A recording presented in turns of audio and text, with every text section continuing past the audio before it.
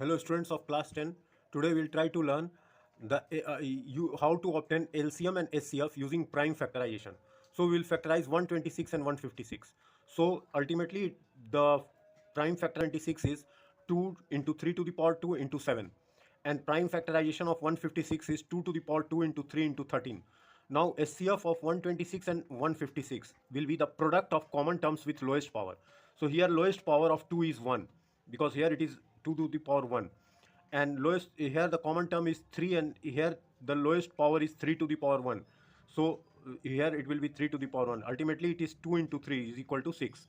Now LCM of 126 and 156 is equal to the product of common terms with highest power. So here the highest power is 2 to the power 2, highest power is 3 to the power 3, highest power is 7 to the power 1, because here it is 7 to the power 0, which is 1. So 7 to the power 1, accordingly here 13 to the power 1, because here it is 13 to the power 0, which is equal to 1. So so ultimately the LCM will become 3276. Now LCM into product of the numbers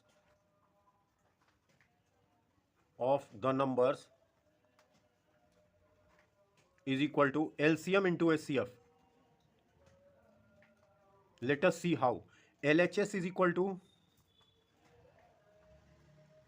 126 into 156, which is equal to 19656, and LCM into SCF